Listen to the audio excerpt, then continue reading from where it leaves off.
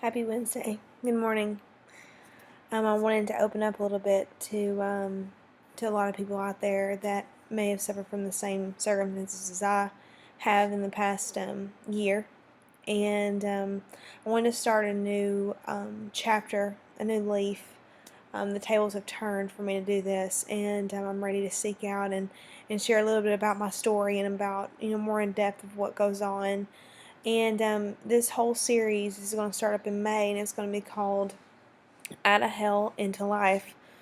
And I feel like this is going to be probably one of my books that I'm going to write one day. But Out of Hell into Life is one of the places that I've experienced personally, and one that I get people to start thinking about and start thriving in, because it does exist.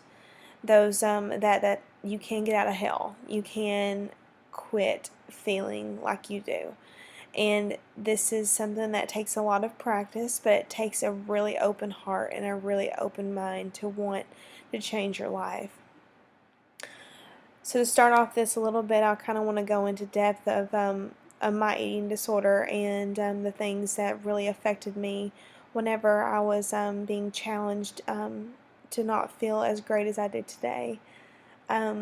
Some circumstances happened in my life that I held on to, that caused me to not feel good enough, not have confidence in who I am, not have the heart and the passion for life like I used to. I didn't feel that freedom anymore. I felt very enclosed in a mindset of what I was supposed to be and what I was supposed to look like and do in order to be accepted in this world. And I know most women go through this. Most women have a really hard time with with being okay with who they are, and it's completely normal in this society. So we can very much get obsessed and get caught up in something that doesn't really exist. We look at I'll take the word perfect. We looked at perfection, and we feel like we have to seek that. Well, perfection doesn't exist either. Everybody is flawed in some way, but you have to look at it as it's a beautiful mess. You are a beautiful mess. And that's something that's so transparent, but something that's so true, because only you have your story. Only you have your life. Only you've been through what you've been through, and everything else doesn't really matter. So when I look at now what I used to look at, I see two different things. I see, wow, she doesn't have what I have, instead of, wow, I wish I could have that. Wow, I wish I could look like her. Wow, I wish I could be like that. And then I would, obsess and thrive to be something that I'm not. And you get frustrated, you get so upset, you beat yourself up. You feel like you're not good enough. Your confidence level goes way down. You can't even look at yourself in the mirror and say, man, I'm amazing. So there's a huge shift that you have to make. It's a big leap going from that mindset to the mindset that I'm working on and have pretty much today. And that is just simply sitting there and going, you know what, I am enough, because I'm Hannah. I'm Hannah Richardson. I am enough. I'm perfect. I'm amazing. No one can go through what I went through. No one can be who I am. No one can do the things I can do. No one can touch people like I can touch people. Nobody can love people like I love people. No one will ever know another Hannah Richardson like me. There will never be another one. So whenever I had to fix that in my mind, that's when things started shifting and changing. Another thing that enhanced that was me focusing on myself. There's so many different times we focus on other people before we focus on ourselves.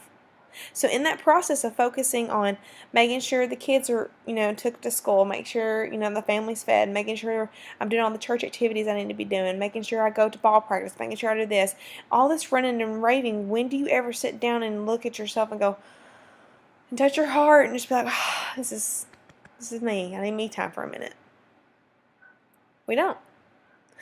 So then we develop these traits of being stressed out, lack of sleep, moody, emotional, no self-love, lack of confidence. There's so many things that come from that, because we are so focused on running for everything else that we don't take time to really sit and be us and just be. And I was one of those people. So this is how I know. So the series is starting up. It's really going to be in depth with a lot of people. I hope there's a lot of following, because I know there's a lot of people out there that's went through what I've went through. To feel neglected, to feel just imperfect, to feel you're not good enough, to feel you got to be something better, you got to be something more. And just being that transparent with yourself and really being like, wow, she got me. She's on me.